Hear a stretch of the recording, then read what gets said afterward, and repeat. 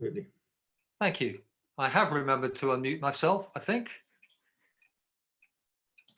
Thank you. There we go. That's what we're talking about.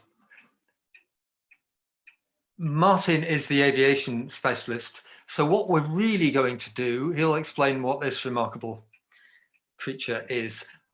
I'm going to take probably about the first 15 minutes and give what's the spec of the specification. What is it that we're trying to do, that the aviation industry is trying to do, although it's a wider spec.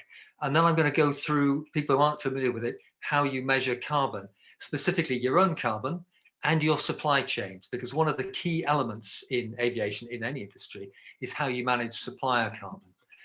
So the job spec. So what's the specification for doing zero carbon aviation? Essentially, the world has changed. This was an advert put out 1962, and the strapline, oil company makes enough energy every day to melt 7 million tons of glacier. It doesn't look too clever now. Expectation has shifted dramatically in, goodness me, that's 60 years. We used to think the world was huge and we had minimal effect. And I don't really need to spell out climate change and what the problem is. If you haven't got it by now, then you're not going to get it. But this specific statistic really threw me when I stumbled across it. Anybody got any ideas? 100,000 to 1 as a statistic emphasizing the urgency of doing something about the climate crisis. 100,000 years to 1. It's our burn rate. It's the burn ratio. All of the fossil fuel essentially was made up in the lives of trillions of tiny creatures who photosynthesized tens, hundreds of millions of years ago, lived their lives and accreted in layers. The clue is in the geological era. The Carboniferous era is where most of the coal was laid down, and oil continuously since then. But most of it has been lying in the ground, oil, gas, all the fossil fuel for hundreds of millions of years. We have used that to give the energy to fuel the Industrial Revolution, and it still fuels the global economy. So it's not that surprising that it has an effect because of the sheer scale in which we're doing it. And we've known it was a major issue for a long time, but nobody was paying much attention. The paradox is it's been the children calling it who have actually catalyzed a wide awareness that we need to rethink an awful lot of what we're doing. The scientists have actually been talking about this. This is a quote, a very frightening quote. We're on the precipice of climate system tipping points, non-linearities beyond which there is no redemption. We don't know how big they're going to be. We don't know how fast they're going to come in. This is a preeminent Earth system scientist on the planet, basically. I think anybody would agree with that. He actually, that was December 2005. So it's taken a long time for that to really reach popular consciousness. Jim Mountain actually gave a talk in 1978 to the US Senate, said climate change is going to happen. We need to do something about it. And we almost did, and then we didn't. So basically we've lost 40 years, which is why it is now very, very urgent. So our job spec, I'm quoting any ICE members, note the name check. This is your chair, Rachel Skinner, who made a very impressive video. We had the opportunity, she's suggesting to the civil engineering community, but it's as true to every engineering community, to rethink everything we do, and you'll forgive me for using this particular quote, through a carbon lens. Well, Martyn and I work for a company called Carbon Lens, completely coincidental. That's how we look at businesses. We advise businesses on how to manage their carbon. So we need to somehow re-engineer everything in order to not trip those tipping points and climate catastrophe. This isn't just drama, it's not Hollywood. There is real risk here, existential risk. So I used to work for a scientific instrument company, Hewlett Packard. So if you don't measure it, you can't manage it. You can't talk about carbon and controlling carbon and managing carbon unless you can actually measure it. So how do we set about measuring carbon? You start with the data, the raw data on what you are using and consuming. Now, you can focus on your own carbon, but at some point you need to think and include your supplier's carbon. So your supply chain. How does that work? How exactly do you do that? And supply chain carbon is the difficult bit. So we're really talking about footprinting. You know, the the common term is carbon footprinting. Carbon footprinting your business, your family, your activities. Essentially, it means quantifying how much carbon dioxide equivalent, which is the unit for measuring greenhouse gas, are we putting into the atmosphere because of what we choose to do. So if you can measure it, you can start to work out what you do about it. So we start off with raw data, which sounds a bit monolithic. And so what sort of raw data do we, this is raw data about everything we do in the business. So we're thinking about energy, fuels that you use, in all activities, in your vehicles, in business travel, and greenhouse gases, so refrigerants from air conditioning systems, they all leak. Do you know how, very few businesses know how much top up their air conditioning and their refrigeration has actually had to undertake. There's a protocol used globally for managing this, the greenhouse gas protocol, which splits it up into 3 scopes. So, and you'll notice the color variegation through here is quite deliberate. Scope 1 is defined as the stuff you can control directly. So fuels you burn in yourself, you burn in your own equipment, you bring them in and you use them. Scope 2 is stuff that you influence. You don't directly control how the power station works. Maybe you generate some of your electricity yourself, photovoltaic panels on your roof, but you influence it rather than controlling it. So you begin to get the sense of the consortium that put the greenhouse gas protocol together in 2001, World Resources Institute in Washington, DC, not Tyne Weir. They were an interesting amalgam of environmental groups and industry groups who knew they were going to have to manage carbon at some point. So they're really looking at liability and doability. So scope 1, the stuff you can control directly. Scope 2, electricity that you buy in. But also, that's our dog, by the way, having a shake. Also heat and cooling. So if you buy in heat or you buy in what the Scots would call cooling facility, that's also picked up in scope 2.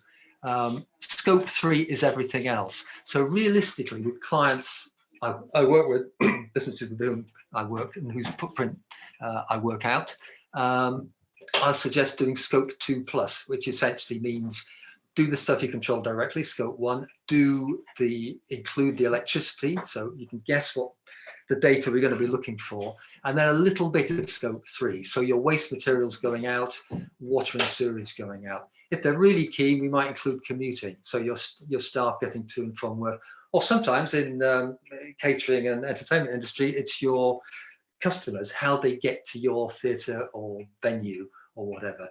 You can define that, but you have to be very clear about how you do it.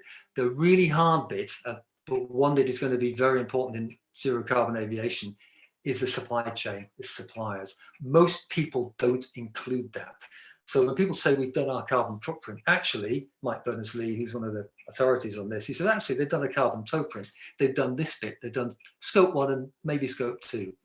But this is where all the real substance is, the scope 3 stuff. So you have to somehow, if you're going to manage your carbon, so it's starting to look a bit intimidating, isn't it? And I was having to do this for dozens of businesses in resource efficiency clubs 15 years ago, which is why we started putting this into software. I got sick of doing it by hand.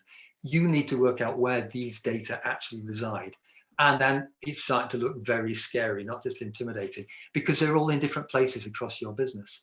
So actually working out the carbon itself in aviation, in component manufacture, in operation, I do airport carbon accreditation as well, actually running an airport, the carbon involved, you're going back to the raw data and you have to find out where it is in the business. And that is the difficult bit. Working out the carbon has all now been automated. We can do that and produce a formal footprint, but getting hold of the raw data is always hard work. And we're looking at alternative ways of doing this. That's another whole presentation. So this is the task, and it doesn't look very doable. Then, just to make it even more complicated, to each of these you apply carbon conversion factors, which are published, bless them, annually by Her Majesty's Government, DEFRA, Department of Environment, Food and Rural Affairs. They publish these free for people to use, and they're used all over the world. So there's a way of doing it, but it's messy and it's rambling and it's complicated. So here's you with a headache. This was me 15 years ago, although I didn't look as good as she does, with a big headache, thinking, why the hell can I not have all of these things, all of this information and calculation in one place? And that was me trying to work out for, well, at one point I was running 3 resource efficiency clubs with 20 to 30 businesses in each, having to report the carbon as well as cost saving for measures they put in place during the year. And it got very tedious doing it by hand. So you automate. You can do it. The tool we produced, Carbon Lens uses, is Carbon Lens Limited. Our company uses is the data collator, because it collates all that raw data and turns it into a raw report, a simple report. So it's clarifying, quantify, simplify, implement is our strapline, should you be interested, because you can't implement anything, any carbon reduction measures, until you've actually got a serious, clear view of what you need to do. And you can't get a clear view until you've actually included the data. So the trick is finding ways to get hold of the data. So an awful lot of what the data collator tool does is prime you. I mean, the clue is in the name. It's cueing you what data you need to pull out and giving you a place to stash it all. What I always find, and I think everybody finds this, companies struggle because the data is smeared across lots of different people, specialists, departments. Now, other calculators are available. There are lots of other more evolving all the time. I mean, this has been evolving over a dozen years now. But the question to ask before you choose which one to use, I'm not trying to do this as an advert, I'll say just ask this question. Although, actually, I say that, there's a trumpet. I'm blowing our trumpet really, realistically, because the question to ask with any carbon footprinting tool, does it use the greenhouse gas protocol, the standard methodology that everybody understands? And you need to know that how it's applying it. Does it use DEFRA or anybody else's published explicit carbon conversion factors? You need to know, if it tells you your carbon footprint is 485 tons, you need to know where on earth it got that number from. So does it include audit trails with references? We do that because I always knew that sooner or later people are going to start picking it apart, and a few academics have, which is quite right. So how do you use it? Basically, you're putting, so we're just picking out here all your raw data. What are we actually talking about? A lot of businesses, you say, how much electricity did you use in the last year? Let's start with the basics, utilities. And they say, oh, I don't know, notice the blank.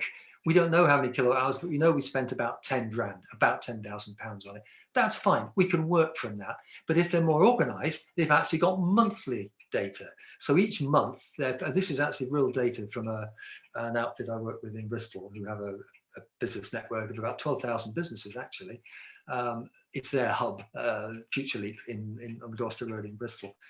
You can see from the nature of the data here, they were having to do a lot of estimation. It's been a very funny year with lockdown, but we were able to put in kilowatt hour usage and cost monthly. That's enough to work out the carbon. Same thing for fuel and trips. Do you know either how many litres of fuel have gone into the vehicles or the mileage and the type of vehicle? You can work out the carbon either way. You'll notice here, it depends whether it's a company vehicle.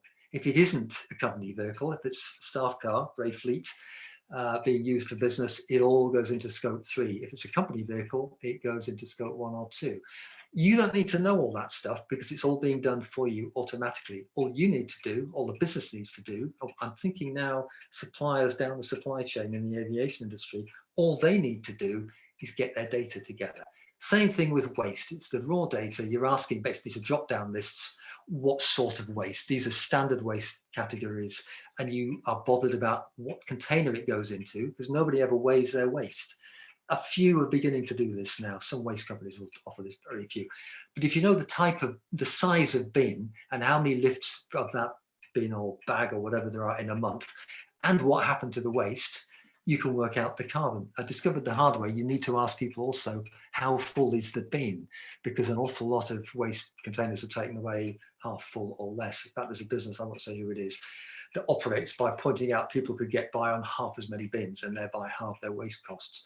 So that bit matters. But with that information, you can start to work out, these are calculated tonnages, again, real data. Once you know the tonnages and you know the destination of the waste, you can work out the carbon from your waste matrix. So all we're doing is going step by step through all the different things up here. This is a screenshot about energy, travel, waste. We're working out the carbon. Same with water. So you know how many litres, how many cubic meters are on your bill, only twice a year for this particular client. From that, we can work out the carbon, which is great. Everybody forgets sewage. You actually pay twice for water. You pay for the water coming in, and then you pay to have the sewage that goes out treated. But that can also be calculated. In fact, the sewage carbon is greater than the mains water carbon because of the nature of the processes. What about the clear report we were talking about? Well, once you've got all the data pulled together, you can do the calculations automatically. They're done inside the data collator. The business's job is just getting the raw data together. From that, basically from all pulling together what we've worked out, all these different components of carbon, looking at the water one or the waste one, you can see these. Sorry, stroboscopic effect. Hope nobody suffers from epilepsy. Give you a headache. You can actually see down here, there's the water and there's the main sewage. In fact, it's 0.6 of a ton, so it's rounded it up.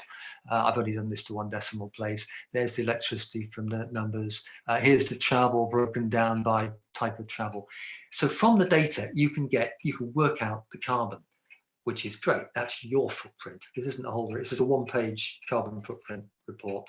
Bear in mind, blowing my own trumpet again, our own trumpet, this is done in a method that you can check. You can get the audit because it's using the Greenhouse Gas Protocol and auditable factors. So you could trust that number. What else can you do? This is the full 1-page report. Too much detail, except to say there's one element in here. If you want to do carbon offsetting, you know what your tonnage is. If you work out how much you're going to be charged per ton for somebody to plant trees or install wind turbines or produce cook stoves in East Africa, which saves a lot of surprising amount of carbon, and they audit it. There's all sorts of schemes out there. If you're going to do this, go for gold standard or Vera. There's another standard for tree planting. But for schemes that do real offsetting, but we're not going to talk about offsetting, that would be the cost. So this particular client, they wanted to be carbon neutral. They present themselves as a carbon neutral business hub. This is how much they had to pay. Not very much for a relatively small footprint because they're very early and it's been a very slow year. You can do carbon budgeting. Hardly anybody does, but that is going to come, believe me. But from our current purposes, thinking about aviation industry, zero carbon, net zero aviation, how do we look at the supply chain? This is the magic number, and that's too small to see. That's what it looks like. The carbon intensity, actually that's a fictitious number for this, because I didn't have for this particular client, we didn't include the turnover information. But for a generic client, for a real client that you're working with, if you know what the carbon footprint is and you know what their turnover is, you can then work out, look at the units, how many kilos of carbon dioxide are they emitting from the whole operation per pound of turnover. So if you think about it, that's what you can tell your clients. So for example, this is a matrix of, again, from a different example, suppliers, the top 20 suppliers, what's been spent in a year. A couple of them, I've changed the names to protect the innocent, a legal partnership and a media partnership, a media company, have actually worked out their own carbon intensity. That means, you know, you're the business in this case, you know you spent 16,000 over a year with a legal company, and you know what their carbon intensity is, which is somewhat below I think the industry average is 0.17 kilos per pound spent with a legal company. This is published conversion factor again, published data. You can work out how much of your carbon footprint is due to work they've done on your behalf, the supplier carbon. And that's the bit that most people are not able to include in their carbon footprints. So you're expanding your carbon footprint into a full carbon footprint, the real one. Blow that one up because you can hardly see it there. The tool, actually, there are 3 ways you can work this out. If a client has already worked out the carbon they've emitted providing the service or parts for you, then you can just put that, you can just use it. Very few people have done that yet. If they've done what we're suggesting, worked out their own carbon intensity, you can use their calculated carbon intensity because they've done the work, and your spend to include their carbon in your footprint. But that's a serious management decision because Scope 3 carbon footprint is always much bigger than a Scope 2 one. So you're doing full carbon footprinting, but this is coming. This is what we're going to have to do. And what usually happens is they haven't worked out their own carbon intensity, but we know what the average is per industry sector. So most clients who want to do full Scope 3, whom I work with, we're using the sector average, which again is published. So you can see where this takes us in terms of supplier carbon, because if you look upon applying the data collator or another tool, other tools are available, to your business, if you could think of it as applying a mathematical function, it's recursive. In other words, you can apply it to itself. It can be applied to itself. You've worked out your own carbon intensity, so you can supply that information. You see why I put that arrow in the earlier slide. That's the information you can give to your client. So if you're a procurement manager, you can be asking back up your supply chain, what's your carbon intensity then? We're thinking of spending 1.5 million with you producing engine casings, but we'd like to know what your carbon intensity is. You'll see the difference between these here. That blue bit is the embodied carbon in supply chain. That's the supplier carbon. And that looks shocking because that's 3/4. Actually, that's pretty common. When I worked it out, completely different context, my wife and I, two of us living in a small cottage in Wiltshire, I think it was 11.9 tons until we included purchase carbon, the full Scope 3, all the goods and services we bought in. It jumped then to 39 tons. So 2/3 to 3/4 of your real carbon footprint is typically supply chain or purchase carbon, consumer carbon. Dieter Helm is one of the specialists in this, calls it. It's big. So to not include that is very misleading to everybody. But if you know carbon intensity, you can apply this right down your supply chain. So this client might be thinking, wait a minute, we haven't got purchasing carbon in here. We better ask up the chain. That is a way of dealing with the most difficult element of Scope 3. So you can manage your own carbon if you can gather the data, which we're very happy to plug. We're giving a little advert here. This is what we do all the time, but we can also help you to quantify your supplier's carbon, which is typically the missing piece. And as the blank space will tell you, that's me, that's the end. So that's the spec is engineer out the carbon. How good are we at re-engineering? And the second, the carbon management bit is, here is a way of managing carbon. You have to find your own way to do it. We provide just one. Now, how's that going to work in aviation? I couldn't possibly tell you, but Martyn could. So I will stop screen sharing. Do bang in any questions. Right, I'll stop screen sharing. I'm handing you the baton, Martyn. Thank you, Simon. Yeah, so the question is, as we were asked to present for this, is zero carbon aviation possible? Excuse me whilst I get this working.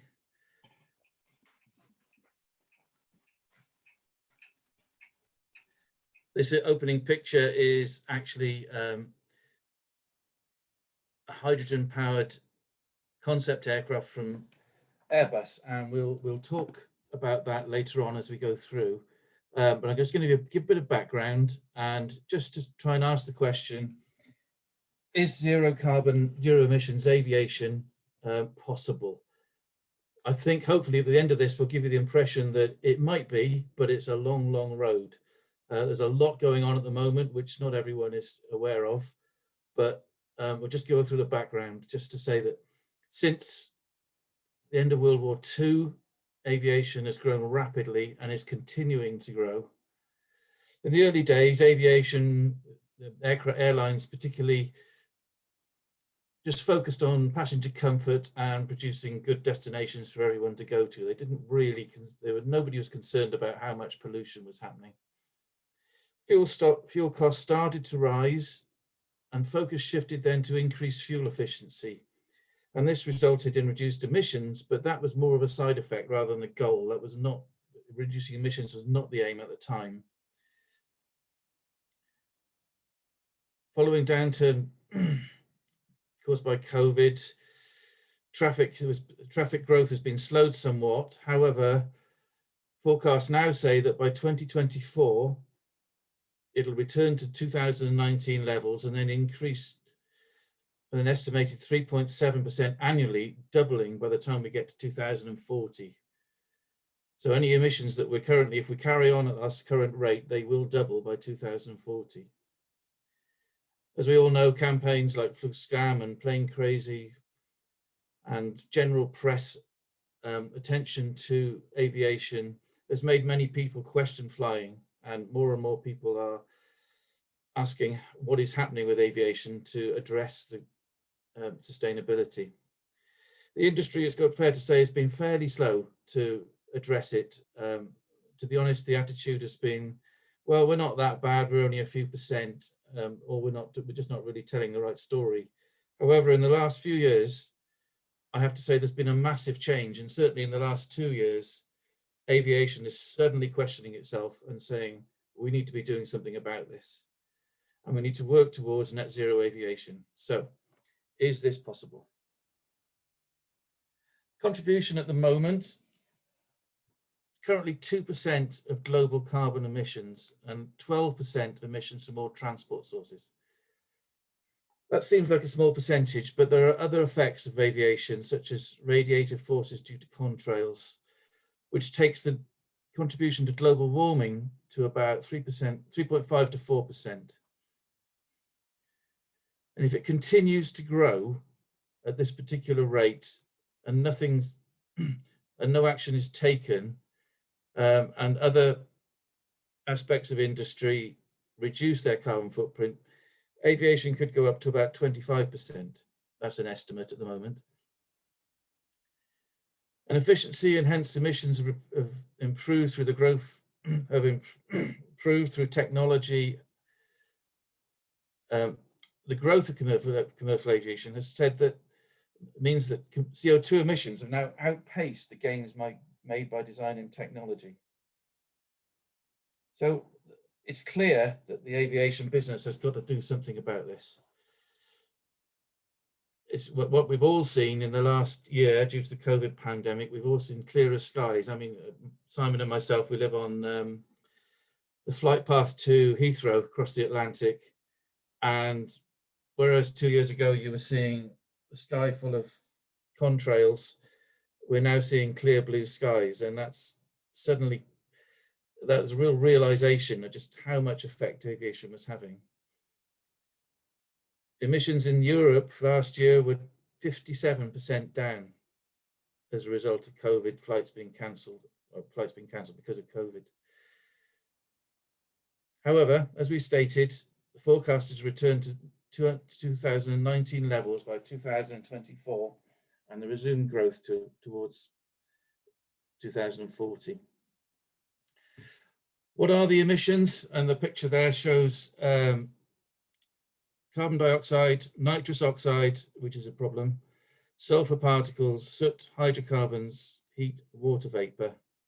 And then you have contrails, which are essentially water vapor, but they can contain some pollution as they form around particles in the exhaust. And of course, they have this global warming effect, which we'll discuss shortly. What do contrails do? Mostly ice crystals, and they form in the exhaust of engines and around wingtips and propeller tips. They've actually been given a name. The clouds that form as a you see, sometimes you see the contrails spread and create a cloud which stays in the sky for a long time. They trap ongoing long-wave radiation emitted by the Earth and atmosphere, and they reflect incoming solar radiation. Funnily enough, this effect was actually noticed during World War II, when the temperatures around bomber bases, which were very active at the time, rose by nearly 1 degree centigrade. This effect is predicted to triple from 2006 to by 2050 without further action. So it is a major problem. Moving on.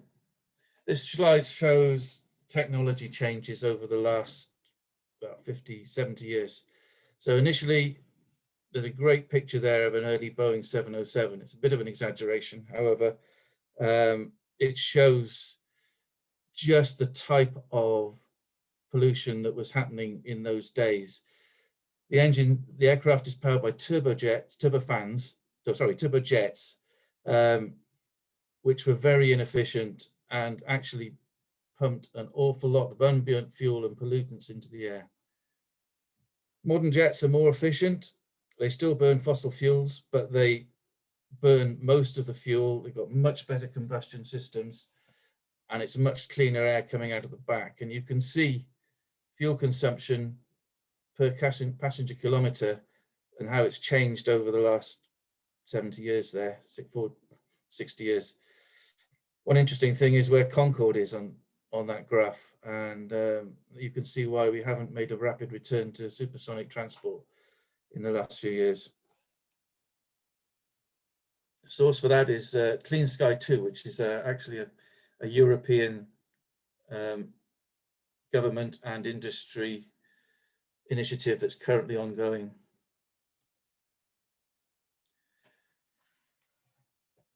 In about 2009, the aviation industry set goals to achieve carbon neutral growth from 2020 and to halve net CO2 by 2050.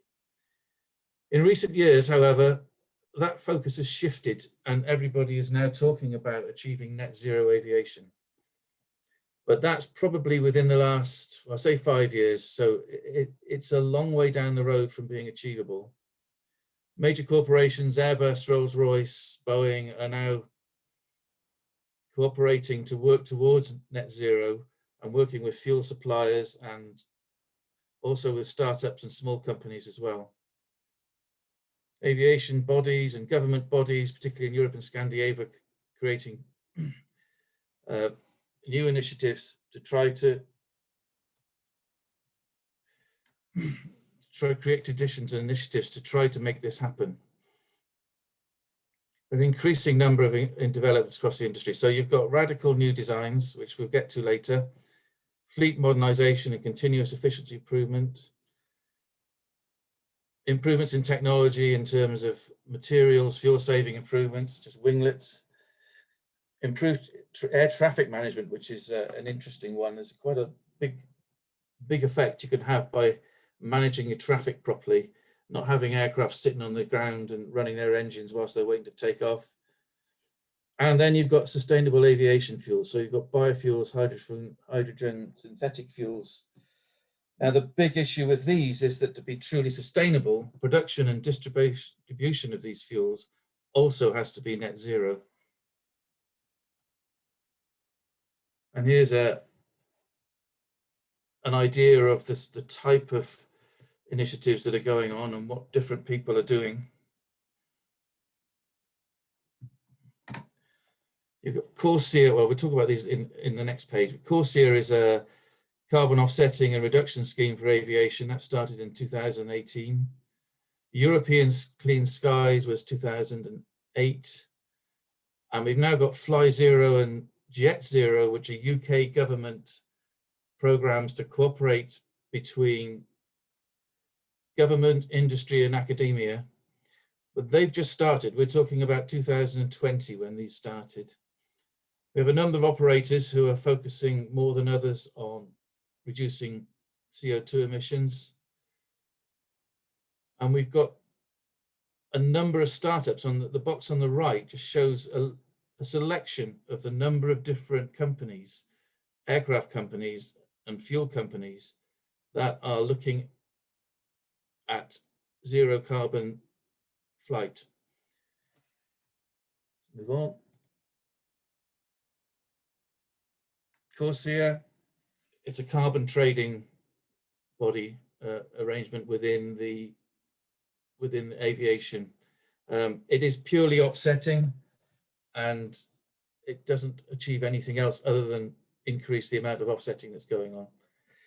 Clean Skies, Fly Zero and Net Zero are all government programs working with academia and industry across Europe to develop new technologies.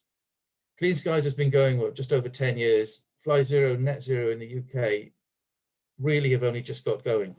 In fact, Fly Zero is being set up at this very moment. Now we'll talk about a bit more detail about what kind of programs are out there. You've got Airbus last year announced that their focus is now on hydrogen-powered aircraft. They intend to get the first hydrogen-powered commercial aircraft in service by 2035. Now, in aviation, that's next week. It's the problem with aviation is that all new technologies have to be developed, tested, certified, and it's, having worked on large aircraft manufacturing programs, it's 2 to 3 years even to get certified once you've built the aircraft. So safety being the major issue here, we are looking at a number of years to get these programs into place. And one of the things that Airbus have been very clear about when talking about these programs is they don't quite know how they're going to do this yet. They know roughly how they're going to build the planes, but the issues are around infrastructure, getting hydrogen to the right places, storing it safely, transporting it safely. It's a huge challenge, but Airbus believe they can do it. These aircraft would be zero emissions when they're flying. And the type here, you've got basically a turboprop regional aircraft. Looks pretty much like the turboprops of today. One that's radically different, but isn't actually, because this technology has been around since about the 1950s, is the flying wing, which lifting body aircraft. So the whole aircraft works as a wing, which is a much more efficient way of flying.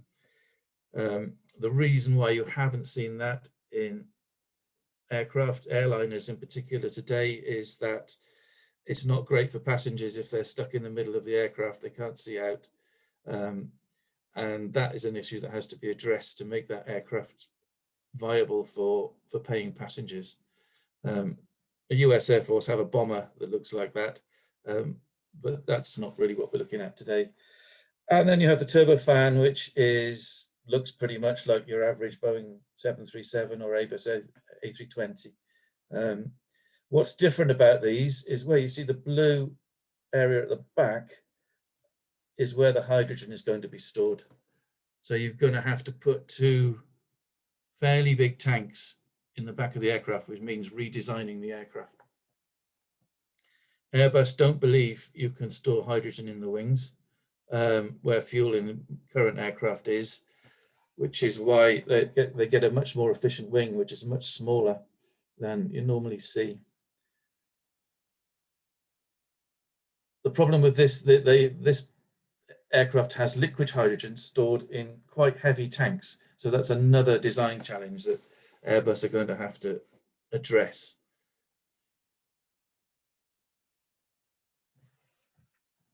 There's also a pod idea that they've come up with, which is basically tanks and engines in single pods attached to the bottom of wings. Now, they believe that that might be the way to address long-haul flight by having increasing number of those on a plane. Rolls-Royce are also working to achieve sustainable aviation. Currently working on a way of getting gas turbines to use 100% sustainable aviation fuel.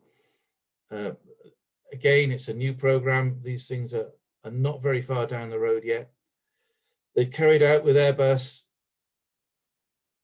programs in hybrid electric plane, which is the one you can see there, the EFAN program. That was cancelled last year, or finished its work last year in terms of research. They don't see that as a viable long-haul option. And one very interesting thing at the moment is the number of startups that are working on this technology. One particular company that I was talking to last week is Zero Avia, which have flown a hydrogen electric fuel cell powered converted Piper aircraft from Cranfield University in the UK late last year. A little bit more on them later because they are well advanced in their program. We've got Zunum, which is a US company focused on hydroelectric and eventually all-electric small aircraft. One thing you will notice is these are all small aircraft. Zunum is a little bit bigger, maybe 30 to 40 seats.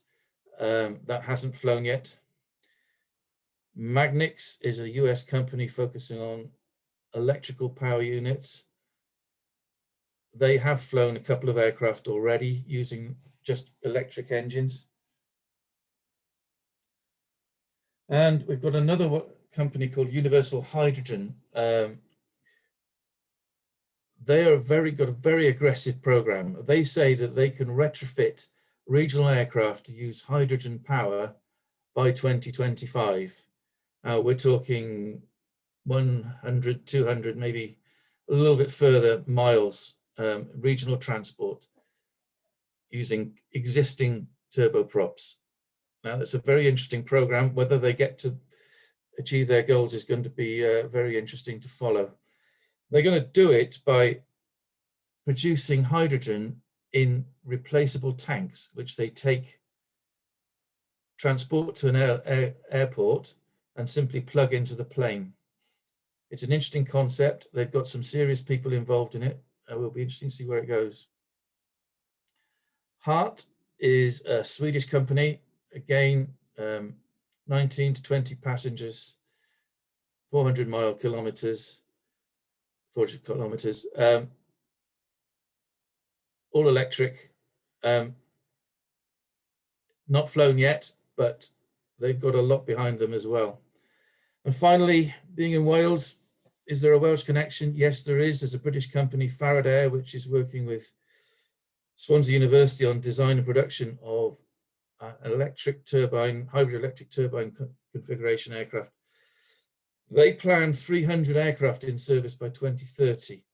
Again, what we're looking at is small regional aircraft, but that is a major issue. If we can get a number of small aircraft that can fly without emitting on regional routes, Cardiff to Scotland, it would make a big difference, but it's a long way down the road yet. This is Zero Avia,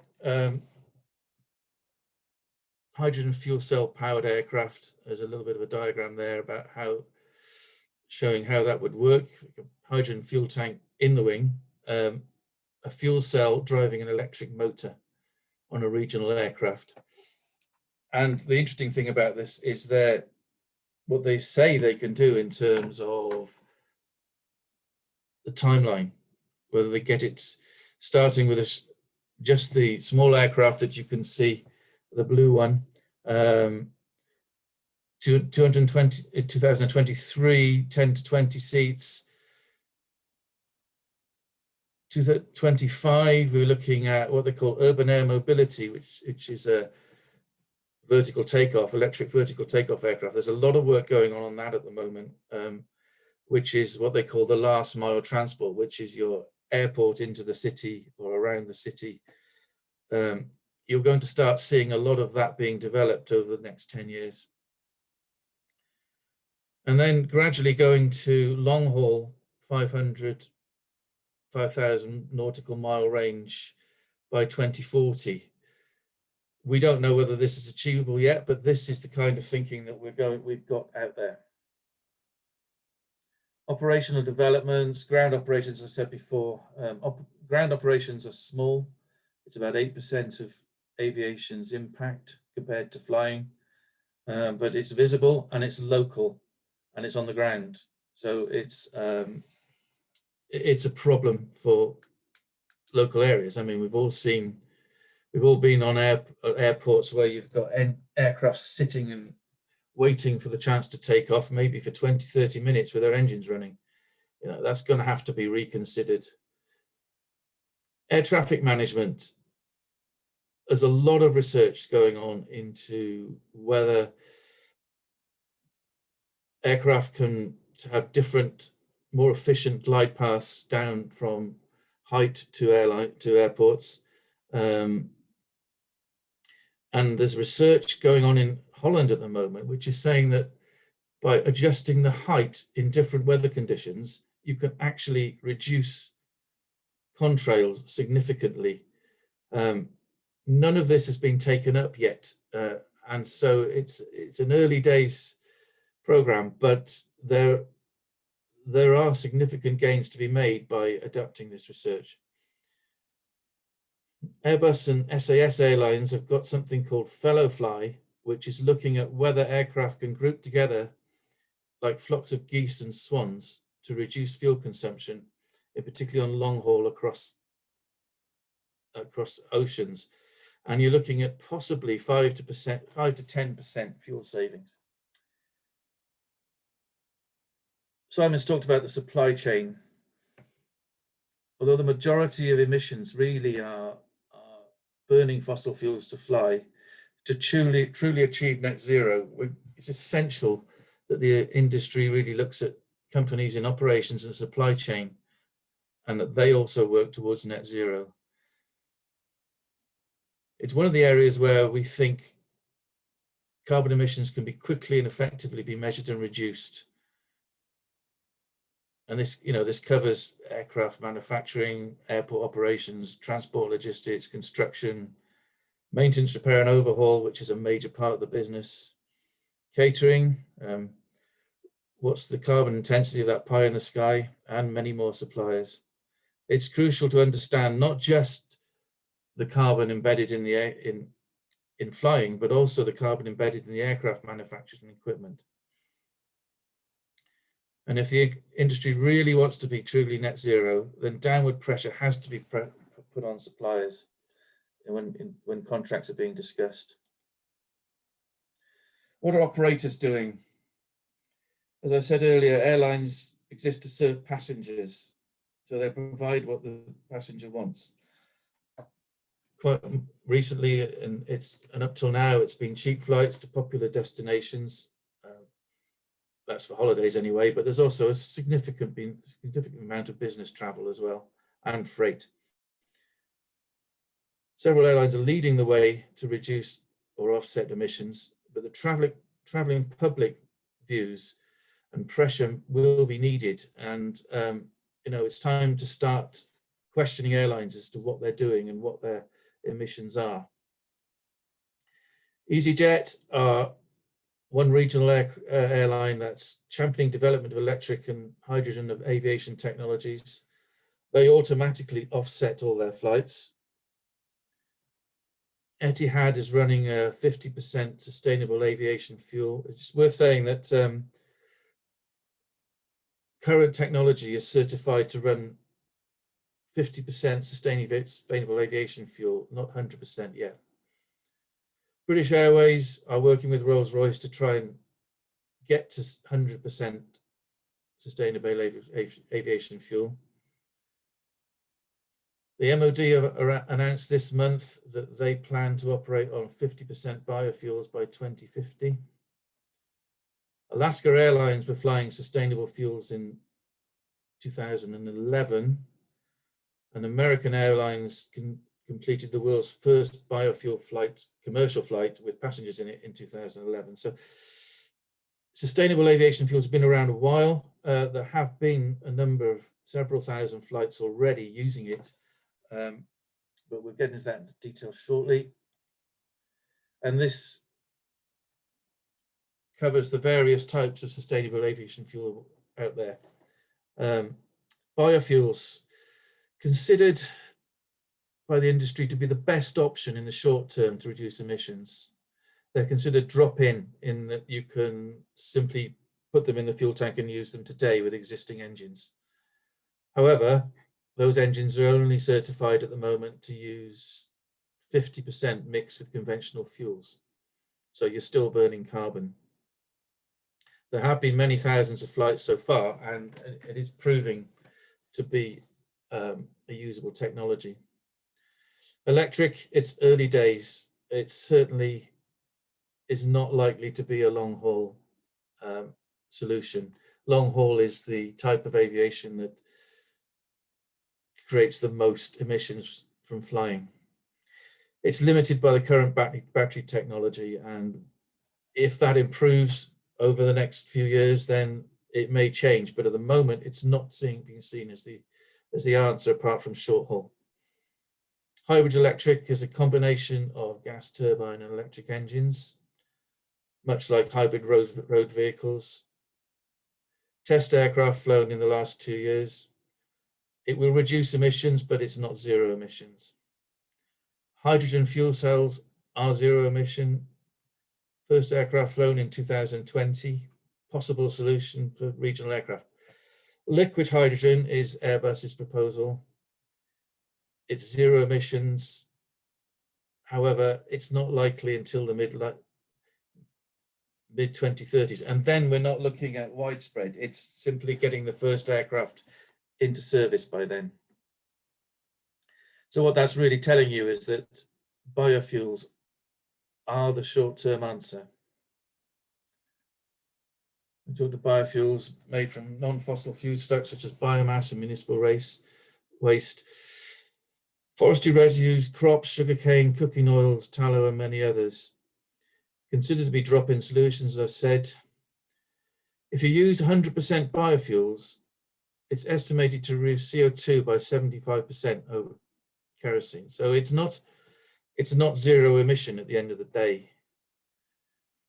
The other thing about biofuels is that competition from other industries is going to be enormous. Trains, trucks, power, and ships are all looking at it. They're also all looking at hydrogen. So even if we could make enough now, it's going to be competition for use by every single form of transport. And according to a projection by the IBA Aviation Consultancy, the annual global production rate will reach 30 million by 2035, which will supply about 7% of the projected global aircraft fleet. It also still produces nitrous oxide, so it's not the total answer. However, if any of these answers are going to be really come to fruition, there's going to have to be a massive change in production and infrastructure. Not only that, we're going to have to, all of these are going to have to be carbon free from what they call well to wake, which is from manufacturing to the exhaust of the aircraft, which is a major problem at the moment. Hydrogen, believed to be the best long-term solution for zero carbon flying. However, 90% of current hydrogen production is from fossil fuels, including natural gas, oil, and coal. It's called grey hydrogen. So if we're going to get to this well to wake, we're going to have to build quickly from the current 4% of global production. There are a number of initiatives being started. There's a plant, I believe, on the River Humber, which is looking at production of green hydrogen, which is about to be commissioned. But again, it's very early days, and it's going to be a long road before we get to this point. Transport, storage, and infrastructure needs to change radically to supply not just aviation, but other industries. For it to be widespread across the aviation industry, it must be made available at airports worldwide. I don't know how many of you know where that airport is. It's in Nepal, and it's up in the Himalayas. The logistics of getting hydrogen to an airfield like that are, at the moment, very, very difficult. One option, again, this is a picture from Universal Hydrogen, who I talked to last week. They're planning to produce hydrogen tanks which can be transported either by plane or by truck or by ship to the place where the aircraft need to be refueled. Fuel cells, not a new concept. It was invented in 1839. It's a readily available technology which can be attached to an electric motor and powered by hydrogen. Zero Avia are the leaders in this at the moment. They're emission-free. Byproducts are electricity, heat, and water. Electricity can be used to power the electric motor, which drives the propeller. Yeah, they're readily available. They have been tested, but we're only looking at small to medium-sized aircraft at the moment. The technology may develop. Electric hybrid. This was once seen as the way forward.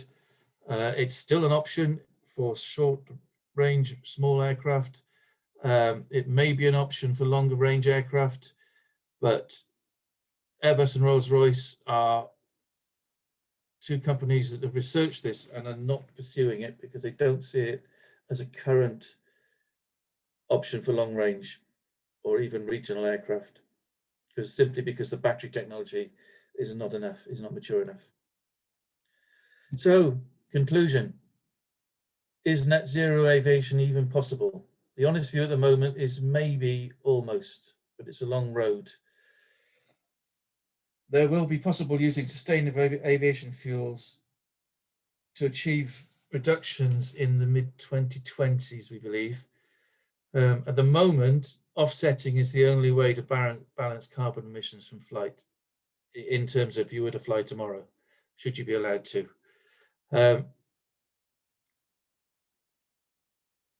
Short zero emission at point of use flight may be possible in the mid-20s using electric, sustainable aviation fuel and hydrogen fuel cell propulsion.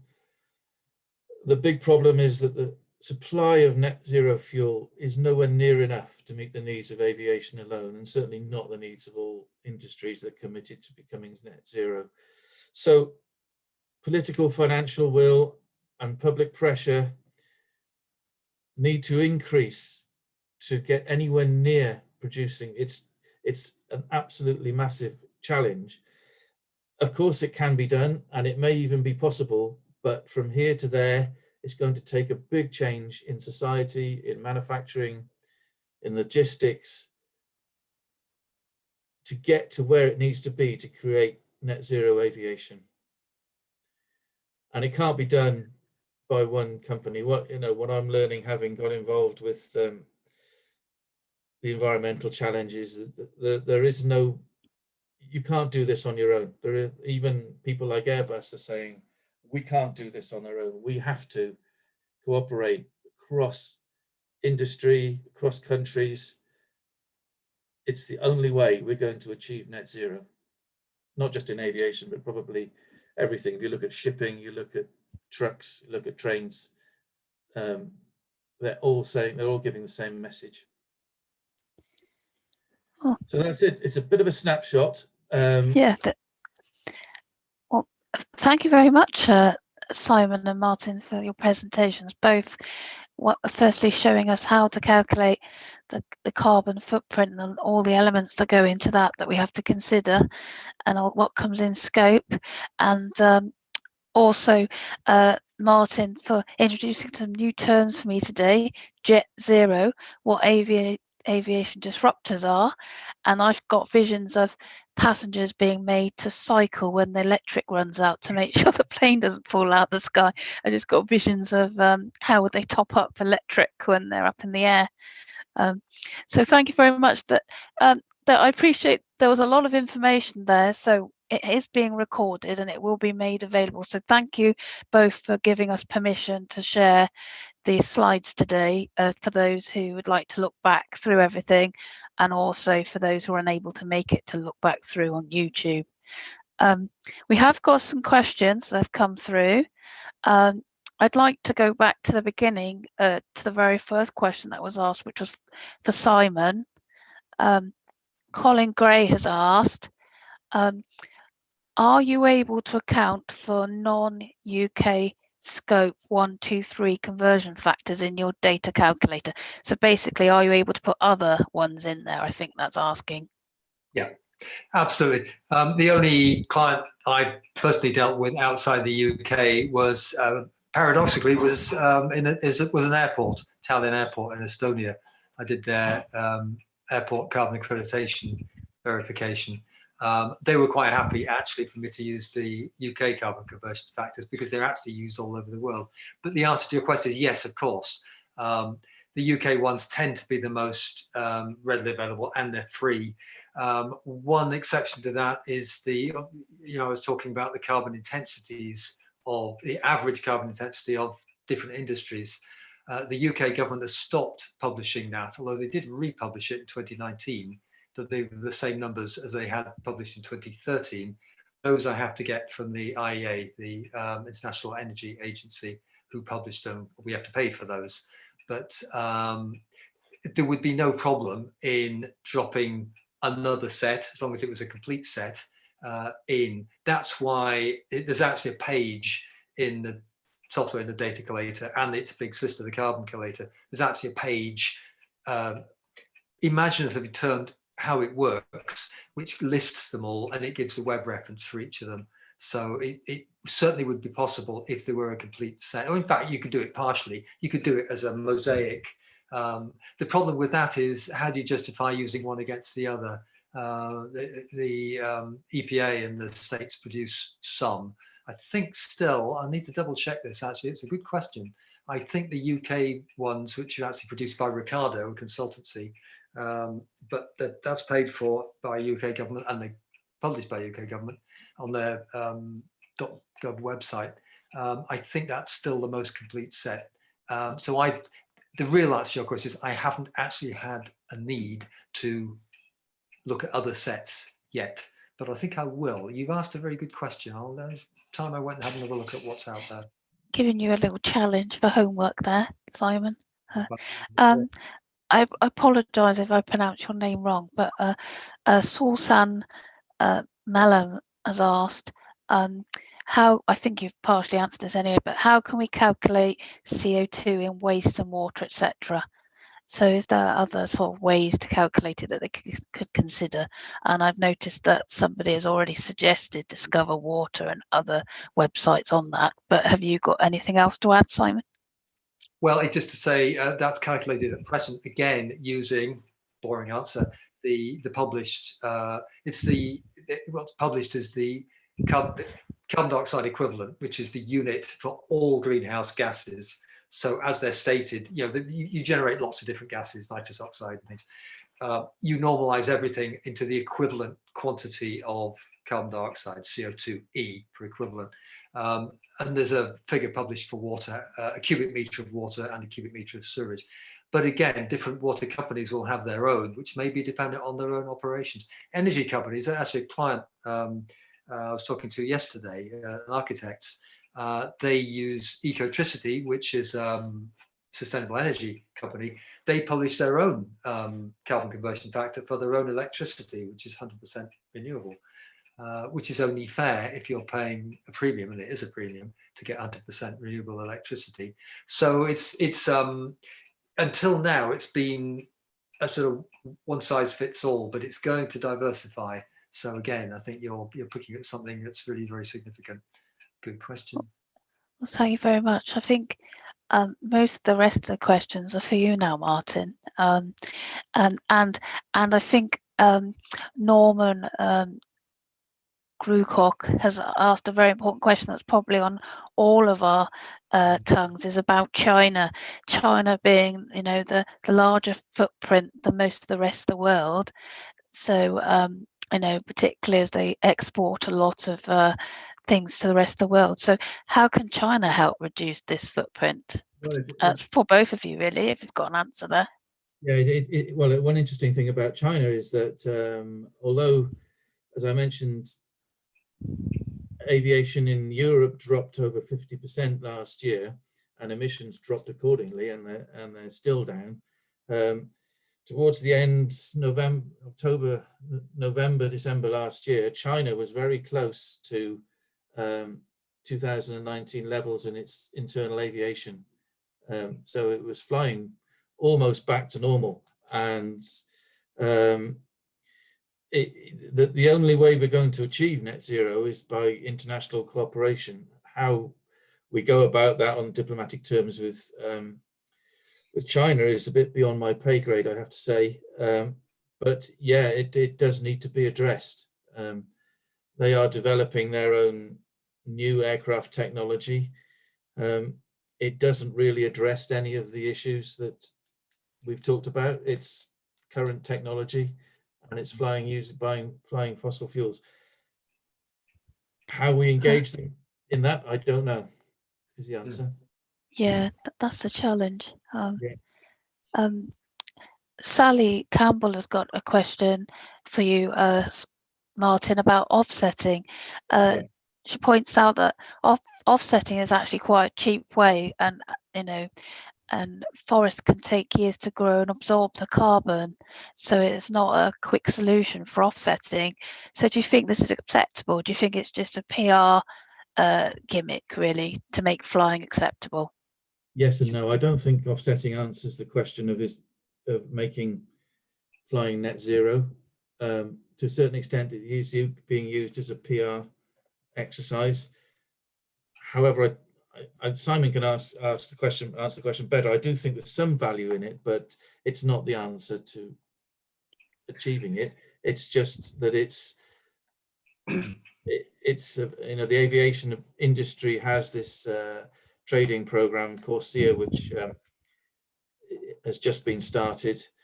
Whether it'll make an awful lot of difference in the long term, I don't know. I probably agree with her that it's not really the way to do it. What's your view on offsetting, Simon?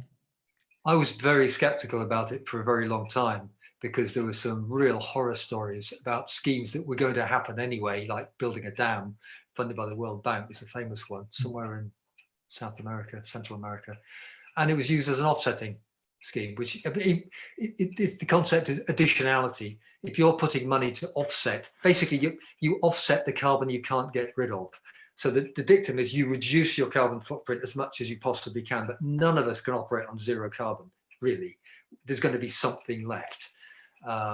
So you offset what you can't eliminate. Hopefully, over time, and Martyn's given a lovely pen sketch of how the aviation industry is approaching this, probably more systematically than most, to be honest, because I guess they have to. We should be able to get our footprint down much, much smaller, but we're still going to have to offset a certain amount. So it's the stuff you can't eliminate that you offset. The question, your skepticism, Sally, is very, very well advised. I agree with you entirely. You have to be really careful about which offsetting schemes you go for. Now, there's a thing called the gold standard, which was set up by the UN and various other parties involved in offsetting in 2005. I would suggest, I sort of flung a comment in, I didn't want to spend time on it when I was talking. Look for gold standard offsetting schemes, and there's a scheme called Vera, which does something very similar for tree planting. It matters if you're, I get this question a lot, it's something I need to respond to. They would like to offset the carbon they can't get rid of in countries where they have suppliers. So you can look at the geography of offsetting, but is it gold standard? Does it meet the standard? Is it something that wouldn't have happened otherwise? So your money is getting trees planted that are actually offsetting the carbon that you're emitting. But you're absolutely right. It takes a long time you can't just plant a tree and say, well, that's that ton sorted. The rule of thumb is a company we work with called 9 Trees. A UK inhabitant would need to plant 9 trees a year to offset, but probably a decade in the future, depending on what you plant, the carbon that you've emitted in 1 year. So it's not about trees, it's about forest management. The Scandinavians are pretty good on this, but again, gold standard picks all of that up. So be skeptical and look for schemes that actually give you, just like carbon measurement, look for schemes that give you chapter and verse. Basically, you are auditing them and they need to give you the information to make it easy for you to see exactly what the offsetting is. So you're giving us a lot to think about there. I'm going to look for gold standard offsetting now. But obviously, if you can reduce it in the first place, you don't need to offset as much, is the ultimate key thing there. But that's it. The thinking in aviation is that even if we do get to the point where all of those programs are working fine, and the distribution and production is all, the fuel is all carbon free, we're still going to be looking at possibly 8 to 10% that we can't do anything about. At which point, as Simon said, you may have to offset what you can't get rid of. I'm going to combine two questions in one here because they're both about hydrogen, from Hilary Stone and Paul. Hilary actually asks, do you think there's enough hydrogen, in the world to be able to be a serious player in the field? And Paul is asking, is liquid hydrogen safe for aviation? Because I was looking at your picture of it being in the wing or not in the wing, for example. So is there enough, and is it safe? Okay, two questions. Is there enough hydrogen in the world right at this moment? No. And critically, as I said, there's, of all the hydrogen that's currently being produced, 4% of it is green hydrogen, which is produced from renewable energy. So no, we don't have enough at the moment. Is it possible to make enough? Yes, with the right political and financial will. But right now, the answer is no. And everybody I was on a conference just about hydrogen last week, which lasted for 3 days. And the answer is no. There are a lot of initiatives to get to the point where there is, but there's going to have to be a huge political shift to actually make that happen. That's the straight, honest answer to that question now. So there's going to have to be a large number of green hydrogen production plants using wind energy or tidal energy or wave energy and solar energy. And what's your thoughts about safety? Safety is a big question. We've all seen the pictures of the Hindenburg airship in New York exploding full of hydrogen. The aircraft industry's answer to that, and Airbus's answer to that, is we are now very used to transporting flammable liquids around. So it's a big issue to be addressed. The aircraft manufacturers believe they can do it, and it's no less safe than carrying kerosene around. But it is a question. Bringing one extra dimension on that, it matters very much how the hydrogen is produced. I think you know more about this than I do after you've had 3 days on it. But as far as I understand, they use colours. There's grey hydrogen, which is, because one way of producing it is, what do they call it, reforming it, which doesn't mean some religious awakening or reformation. It means you take gas, methane, fossil fuel, and then you can make hydrogen from that. But that generates carbon dioxide. So, and then there's blue hydrogen, where you do that, but you use as yet undeveloped or even prototyped carbon capture and storage technology. So you make the hydrogen from a fossil fuel, but you have some new technology to pull the carbon dioxide back. You capture the carbon from that with blue hydrogen. Yeah, green hydrogen is produced using renewable energy and has no emissions in its production. Now, if we're talking net zero in aviation, all the hydrogen fuel that's used will have to be green hydrogen. At the moment, that's 4% of the global output. So you can see the size of the challenge. Do we have all the answers right now? We don't, and the industry doesn't, is the honest answer. I mean, opportunity for somebody. It was mooted at one point that Australia could put in vast quantities of photovoltaic, because they've got the sun, they've got the sunlight, to produce hydrogen, which is transportable energy. It's a great way if you've got a renewable source. The problem is they haven't got the water, because you split water, hydrolysis, you split the water to take out the hydrogen. But if you haven't got the water, there's no point having the energy. So, but somebody somewhere is going to come up with, I'm sure is going to come up with a solution to this. Maybe. I think you've both actually answered a question from Matthew Smiles, who was asking, should we in the short term be using grey hydrogen while we wait for green hydrogen? But I think you've both covered that. But is there anything extra you think you should add to that question? Grey hydrogen, I mean, it's zero emissions whilst you're flying. So it's a better option than kerosene, but you can't use it at the moment. There are very few engines that will run on grey hydrogen, so you'd have to develop a whole new technology, which again is taking you down the road to 2030, 2035. Sava is asking, should we just simply change people's behaviour and promote you going on fewer flights per person until the technology is in place? Be that enforce it or try and encourage it. People do. I mean, I haven't been up since 2001, but that's my personal choice. So what's your thoughts promoting fewer flights per person until technology in place? I don't really know the answer to that question. That's a wider question, isn't it? I mean, there are benefits to aviation, which cultural exchange and globalization. If you get into those arguments, it's a different argument, really, and it's probably a personal decision, I guess. I don't really know the answer to that one. It's more a political question. Well, yeah, I think Tracy, I feel like I'm encroaching on your job, but I noticed a question from Dominic somewhere. Well, I was just about to ask that one.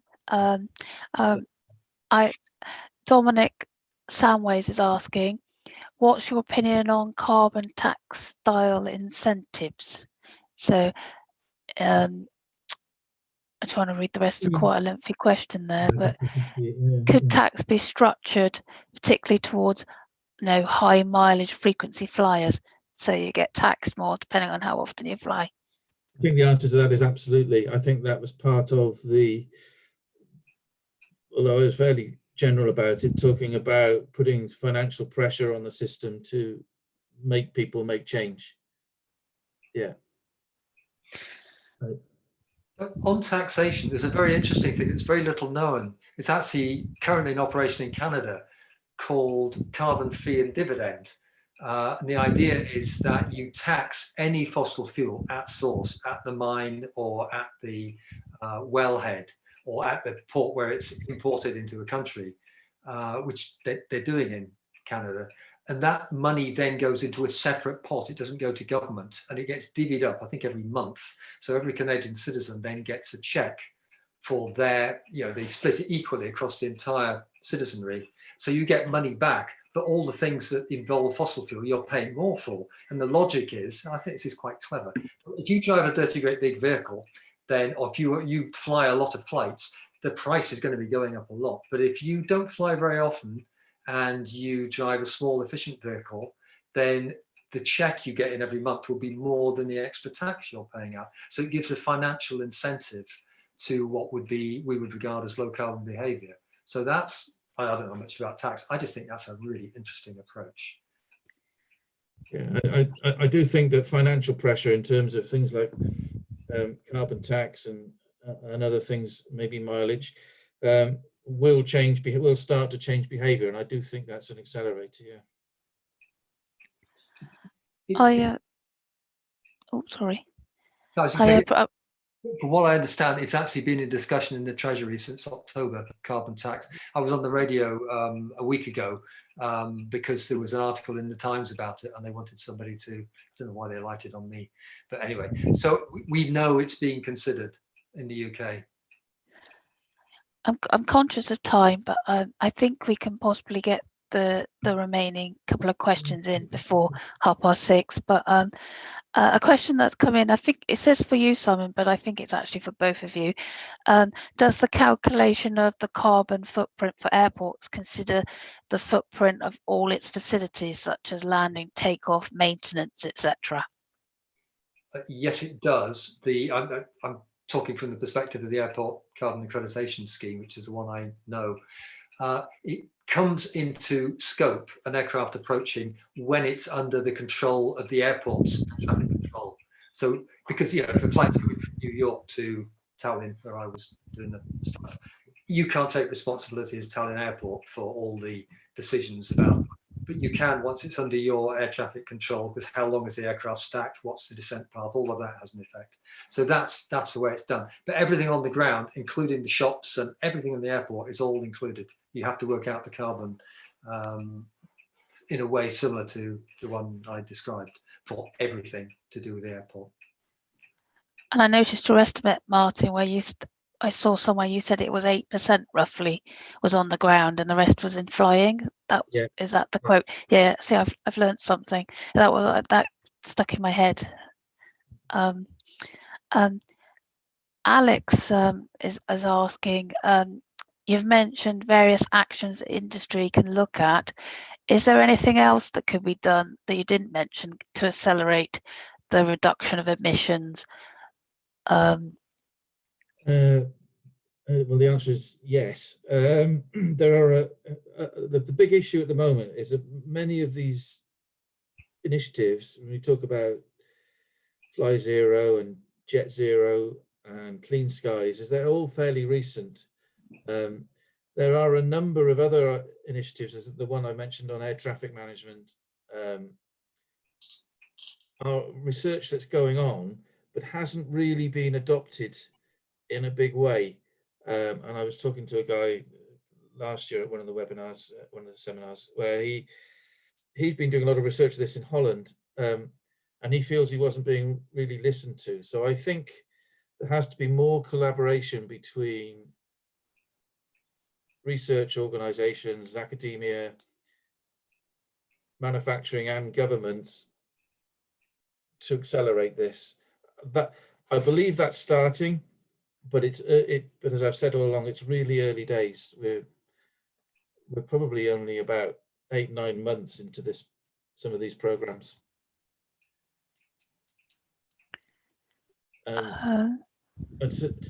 Sustainable aviation fuels is in terms of biofuels, is the best short-term answer because you can put them in existing technology. They're not the complete answer because, again, you're still going to be burning about 25% the carbon you're suddenly burning, and they have to be sustainably produced and transported.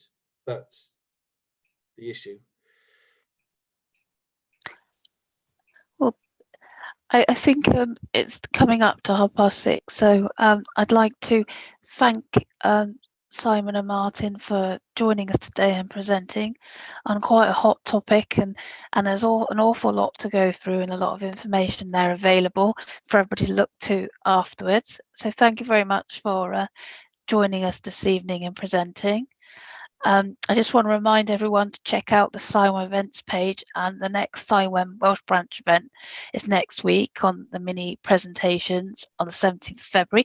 So please enroll on that if you'd like to join that via Zoom, where there will be loads of like mini presentations. So there'll be like sort of 5-10 minute presentations from many students.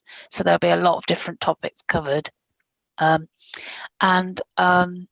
Don't forget the recording will be available on YouTube, and thank you very much. And I apologise if I didn't cover everyone's questions in the end. If anyone's got any questions, just let us know and we can provide. Do you have an email or something we can put in the chat, or? Yeah, our company one is on the back end of the slides. Okay. But I can put it in the chat if you want. Why not? That's a good idea. Or contact you at Carbon Lens is the other way to do it, isn't it? Carbon Lens, yeah. So that, yeah. Just and there's a lot of thank yous. Thank you very much coming up in the chat for you, just to let you know the appreciation for today across everybody who's joined. So thank you for everybody who stayed to the very end. We had over 2/3 of you stay to the end, so that was fantastic as well. So I'd like to say good evening and please take care.